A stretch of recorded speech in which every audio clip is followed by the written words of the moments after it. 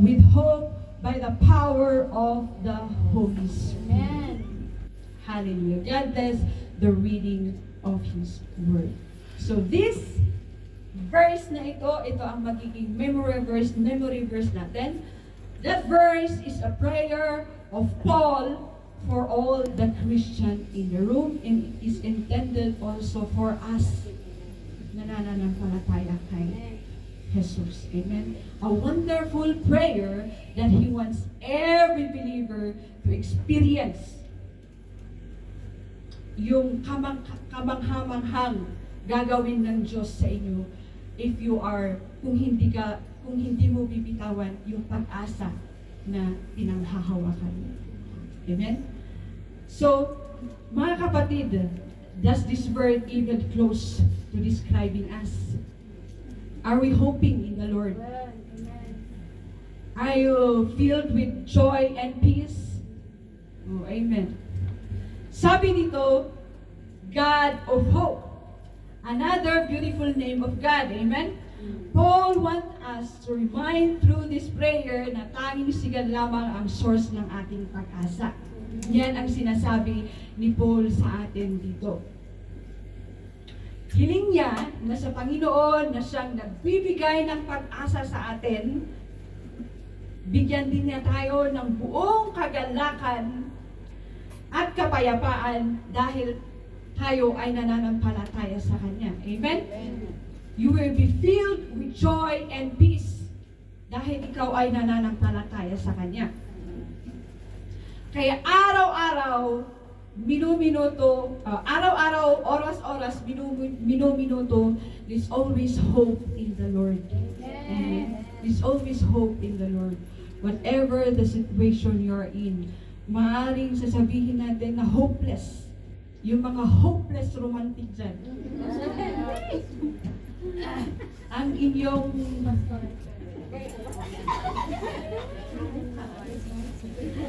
na raw hopeless romantic si Pastor Ramos. At sabi pa dito, so that you overflow with hope by the Holy Spirit. Paul is talking here a supernatural Holy Spirit powered hopefulness. Hindi ito yung basta-basta hope lang na yung sinabi ko kanina na nagda-doubt ka. Diba? Supernatural. Overflow with hope means supernatural Holy Spirit powered hopefulness ang ibibigay sa'yo ni Lord. Hindi lang ito yung regular o simpleng human hopefulness. Mawawalan man tayo ng pag-asa, but the Holy Spirit, the supernatural power of the Holy Spirit will bring back that hope. Manatiling ka lang sa Kanya. Amen? Manatili ka lang na nakakapit sa Kanya. Amen? So, mga kapatid, hope is not limited. Pang-eternity yan. Sabi doon sa 1 Timothy chapter 1 verse 1, sabi doon, Paul, an apostle of Christ Jesus, by the command of God our Savior, and of our Christ Jesus our hope.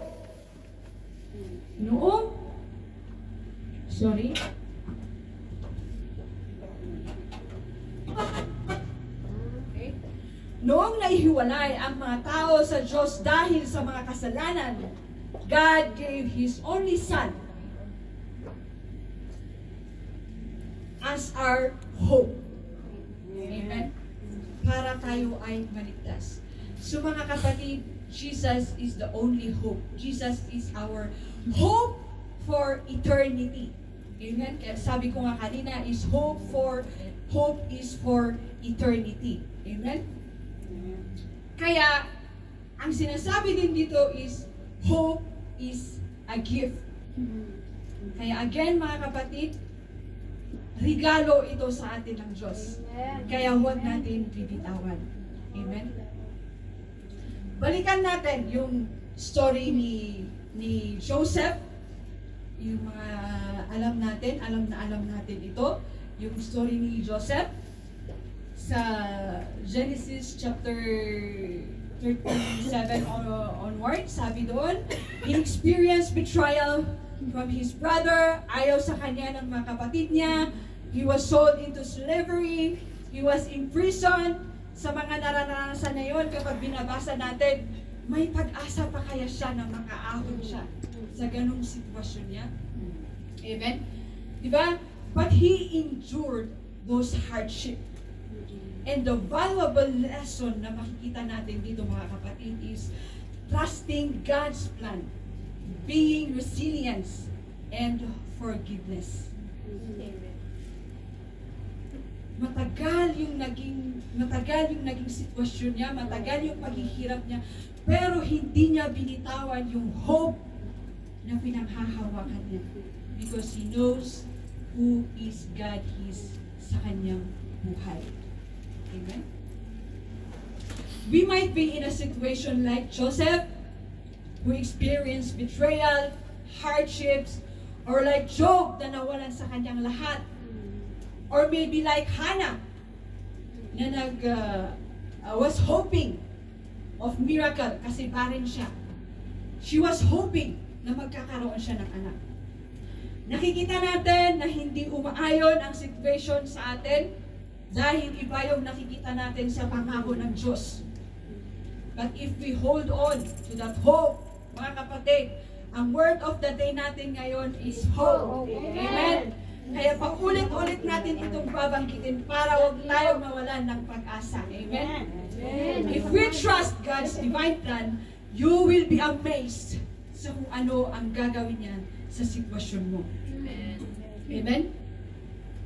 Like the old saying, na your test will be your testimony. Amen? So sa mga kwento nila, ipinapakita yung kapangyarihan ng pag-asa at pananampalataya sa pangako ng Diyos. So whatever the promises of God that you're holding to, wag mo yan bibitawan. Amen? Kung ano yung ipinangako niya sa iyo, matagal man yan na hinihingi mo at wala kang sagot, hold on to it. Because there is hope in the name of the Lord. Amen? There is hope in the name of the Lord. So it reminds us that hope is not in our circumstances, but in the unchanging God. Amen. Ulitin ko. It reminds us that our hope is not in our circumstances, but in the unchanging God. Amen? Pinapatunayan niya na God is the God of hope. Amen? Kaya in times of suffering, or whatever circumstances, financial crisis, seasons of waiting, whatever seasons you're in, you make that hope as your weapon. That hope is your weapon. Make that as your weapon. Amen? Laging isinisiksik ng kaaway sa'yo, wala yung Diyos mo. Hindi niya tutuparin yung pangako na sa'yo. But that hope that you're holding, that promise that you're holding, make it as your weapon. Paghawakan mo yun, you declare it, keep on declaring, keep on waiting, keep on hoping. Amen? Because in the right time, in the right time, God will make it happen. Amen. Sinabi din ni Paul sa Romans chapter 5, verse 5, sabi doon, and hope does not put us to shame, because God's love has been poured out into our hearts through the Holy Spirit who has been given to you. So sinasabi ni Paul dito that our hope will not disappoint us. Our hope will not put us into shame. Na-experience na yan ni Paul. He was holding to hope na pinanghahawakan niya yung pag-asa na naka Lord. Amen? Kaya kahit na anong hirap yung pinagdaanan niya, sabi niya, masaya pa rin akong mamamatay. Amen? Dahil sa pag-ibig niya na ibinuhos niya dito sa ating puso, sa pamamagitan ng banal na espiritu na siyang ibinigay sa atin. So Paul is saying in this scripture that our hope will be proven right. Again, our hope will be proven right. Again, kahit ang tagal-tagal na yung inaasa mo, your prayer, your hope will be proven right. Amen? Ang ating gagawin lang, mga kapatid, is stay connected to the source of hope. Amen? Marami pang stories. There are more stories of hope in the Bible na pwede natin paghugutan ng lakas. Because they provide timeless examples of hope, faith, resilience, can triumph over adversity. Yung mga stories na yan, kapag babalikan natin yung mga istorya na nababasa natin, parang dumadaan lang sa mga mata natin. But there is a lesson na pwede natin mahugot doon. May mga lesson na pwede natin gawing kalakasan na mahuhugot natin doon, mga kapatid. Yung mga yon ay panangga natin sa atake ng kaaway na gustong sirain yung pag-asa na pinanghahawakan natin. Yung kagaya ng sinabi ko kanina, bubulong o sisigawan ka ng kaaway. Wala yung Diyos mo. Pero sabi ko nga kanina, keep on declaring the promises of God. Keep on hoping. Remember, mga kapatid, we are an heir of God's kingdom. Kaya may atake ang kaaway sa atin. Amen?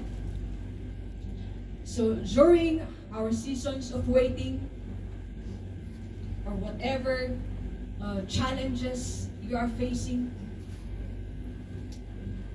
mahirap yan. While we wait, opportunity yan to deepen our relationship with God.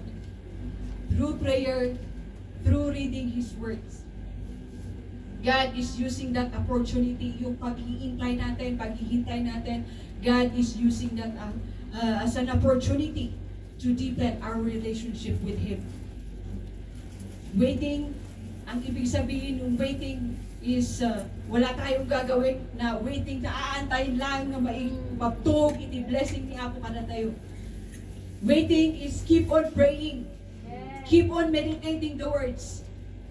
Yun ang gustong ibig sabihin ni Lord na ipaalala sa atin. While waiting, para hindi tayo mawalan ng pag-asa, para hindi tayo nanlulumo or diyan tayong aglupay-pay. Iti panag-serve tayo kanya na. Amen? He wait to prepare you for something bigger. Ulitin ko, He let you wait to prepare you for something bigger. Baka anuhan mo ay batanjay aday baka pag hindi mo bibitawan yung mga nasa kamay mo, hindi mo kayang bubuhatin kung ano yung ibibigay niya sa'yo na panibagong blessing. Hindi niya basta ibibigay yung inaasam mo, hindi ka niya basta tatanggalin sa kung ano man sitwasyon meron ka. Pero hindi ibig sabihin doon na pinaparusahan ka niya. Kahit matigas ang ating mga ulo, pinapakinggan pa rin niya tayo. Amen? But He wants you to grow and be ready for the next season ahead. Amen? Just look at the example, the Joseph, Hannah, Job. Ano yung naging kalasag nila? Kalasag. They wait on the Lord involves praying and trusting to His promises. Amen. Katawan ni May. So ayan, mga kapatid. So, meron lamang akong ibibigay sa iyo na ilan na sa yung pag-asa natin is meron namang benefits na idudulot sa atin. There is a benefits of hope na idudulot sa atin. Number 1 is joy and peace. Sinabi doon sa memory verse natin that sabi niya na the God will fill you with joy and peace. Kung titignan natin mga kapatid, joy is an attitude of the heart and spirit. Ito yung inner feeling. Ang tinutukoy dito is yung inner feeling. Haan nga jerabaw lang na joy na ito'y. Amen. Yung galak sa puso mo dahil kilala mo ang Diyos at nananatili ka kay Kristo at puspos ka sa banal na Espiritu. Amen? That is the joy na sinasabi niya dito. That is the inner joy na sinasabi dito, na kahit ano pang hirap ang pinagdadaanan natin, yun bang masaya ka pa rin. Diba? You can, hindi mo ma-experience, hindi mo ma-explain kung ano yung joy na nararamdaman mo. Amen? So, ayan. Sabi nga dun sa Nehemiah chapter 8 verse 10 is the joy. Sabi niya doon is the joy, the joy of the Lord is our strength. So, if the joy comes from the Lord, will be the source of your strength, ay, nako, kahit kabundok, kahit kabundok ang kinakaharap mo, aglaglag to, ano yan, tatalon ka pa rin. Amen. Tatalon ka pa rin sa tuwa. Amen. Hi, Lord. Kakayanin ko to. Amen. So, itong joy na to, hindi ito yung pipiliin or pipilitin natin na maging masaya. Hindi kagaya ng happiness. Kasi yung happiness is parang depende pa yun sa situation. Emotions mo lang yun. Tapos mamaya wala pa. Yung sasabihin mo na pipilitin mo na maging masaya, bla bla bla, ganito. But itong joy, hindi natin kailangan pilitin. Hindi natin kailangan piliin maging masaya. Kasi the joy, the strength of the Lord is our strength. Amen. Thank you, Lord. Thank you, Lord. Amen. So that joy na nasa iyo comes from the Lord, influences our thoughts. You will have that positive outlook pa rin. Uray no negative amin itinay aglawlaw mo. You will have that positive outlook pa rin. Amen. Yung happiness, ito yung sinasabi ko na pipiliin mo, pipilitin mo. It's based on our emotions. Nagrabaw na ito eh. Naragsak ka. Nakikita ko na masaya si Ray, baka mamaya lupay-pay pala.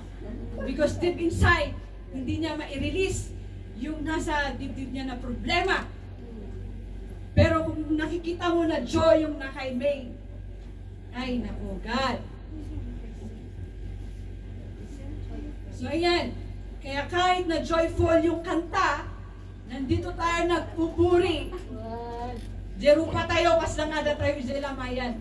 We cannot feel it. Kasi hindi joy yung nasa puso natin. Amen? Ay, nako, thank you, Lord. Salamat naman. Kaya ang advice ni Paul sa 1 Thessalonians chapter 5, verse 16 to 18, kung na nandito yung rejoice always, pray continually, giving thanks in all circumstances, for this is God's will for you in Jesus Christ. Sabi niya dito, rejoice always, pray continually, give thanks in all circumstances. Sabi niya dito, hindi for. So, ibig sabihin dito is during or in the middle of your situation or adversity, give thanks to the Lord. Amen. Rejoice always and pray continually. Yun ang sinasabi ni Paul dito. Kaya sinabi niya na give thanks in all circumstances, not for all. Tandaan natin yung pagkakaiba, mga kapatid. So again, Jesus endured all the shame, suffering, and pain of the cross because He looked forward with joy to the people na maililigtas na. So the ultimate example pa rin natin dito mga kapatid is Jesus. Amen? He endured all the pain with joy, mga kapatid, para tayo ay maligtas. Amen? Kahit buhay niya ang kapatid. And the next is peace. Sabi dito, peace is not the absence of trials or problems or hindi yung tahimik na kapaligiran. Hindi yun ang ibig sabihin ng peace. But again, it is the inner pa rin. It is, tinutukoy pa rin dito is yung inner pa rin natin. Inner contentment and freedom from worrying. Amen? Or from crippling anxiety and fear. Ito yung you have that freedom na kumbaga you have that confidence na hindi ka mapipilay doon sa sitwasyon na kinalalagyan mo.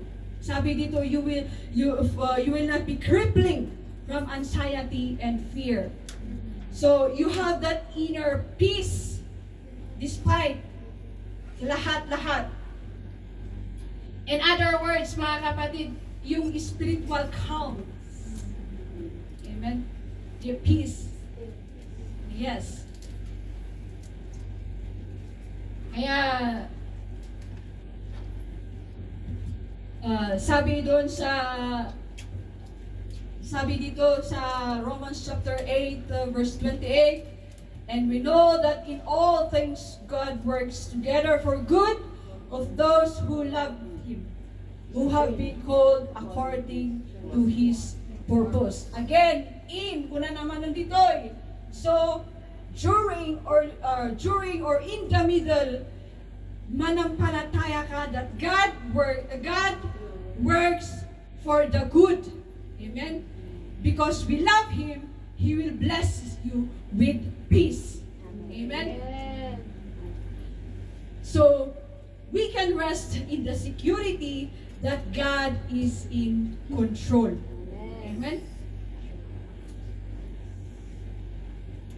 Itong joy at saka itong peace, they will go together. They stay connected together. Hindi pwedeng wala itong joy and peace kung meron kang hope. Amen? Itong joy and peace, makikita natin yan magkatabi pa sa Galatians. Ano pa yun? Galatians chapter 5. Oo, yun. Magkatabi yan sila. Kasama yan sa fruit of the Spirit.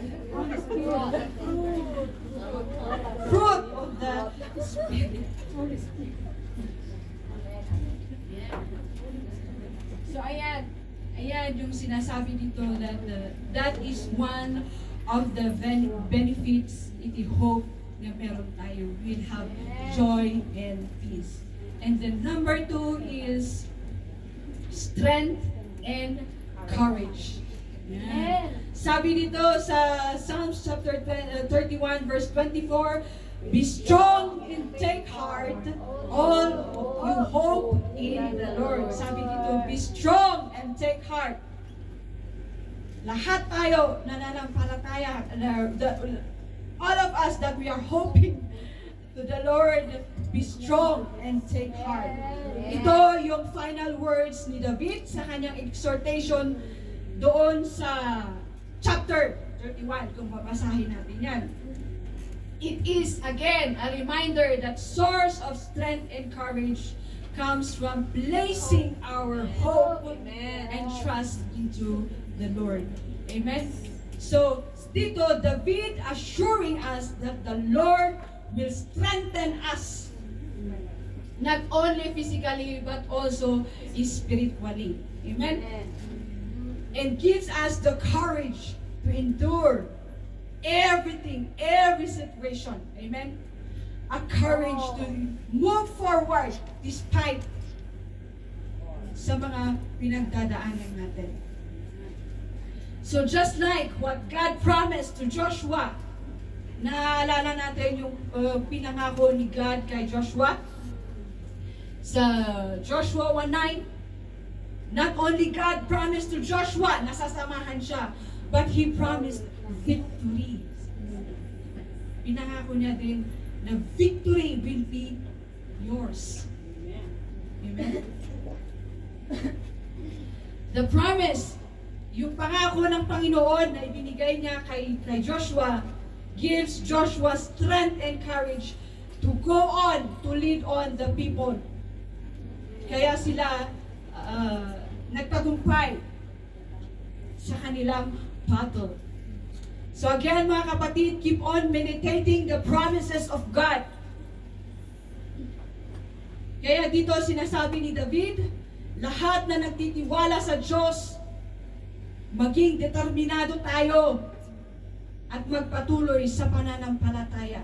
Amen. It is very important that if we are hoping to the Lord, yung pananampalataya natin, huwag natin bibitawan. Pinaka-importante yun, mga kapatid. Amen? So, number 3 is makes you praise.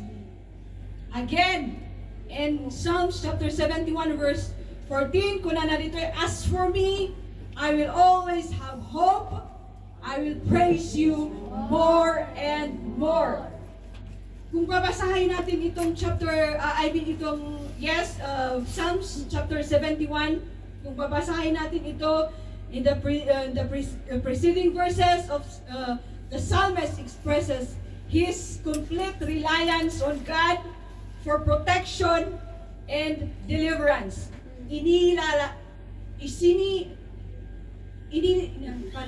Inilalarawan niya kung paano nagsilbing ligtas ang kanyang buhay, protektado ang kanyang buhay sa Panginoon. Amen. Kung mababasa natin yan, babasahin natin yan, Psalms chapter 71. Pasensya na kayo mga kapatid, dahil medyo nabubulol tayo, pero alam ko na there is a joy sa pakikinig. Amen. Amen. Hallelujah! Woo! Ay, nako. Kung lang, Lord, matatapos na. So, ayan. So, makikita natin yung total dependence niya sa Diyos. Amen? Kaya itong verse 14, sabi dito, binanggit na dito sa verse 14, it was His declaration of hope and praise. Sabi niya dito, I will always have hope. Sabi niya dito, mananatili ako sa iyo. I will stay committed to the Lord. He is implying whatever happens, I will be patiently waiting for you. And hopeful. Yun ang sinasabi niya dito, I will always have hope. And then sabi pa, I will praise you more and more. Means continually.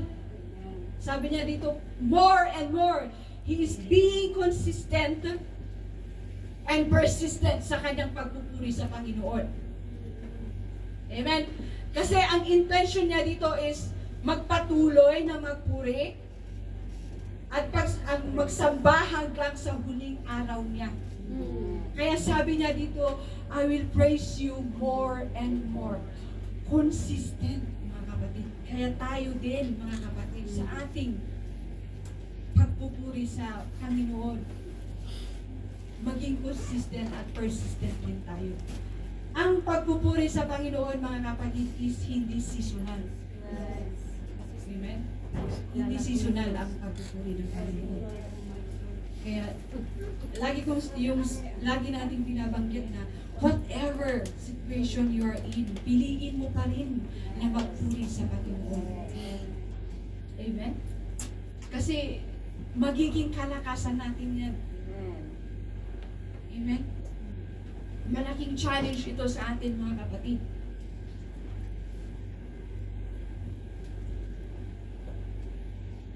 Kagaya ng psalmist na ito, maging consistent at persistent din tayo sa pagpuri sa Panginoon. Amen. Amen.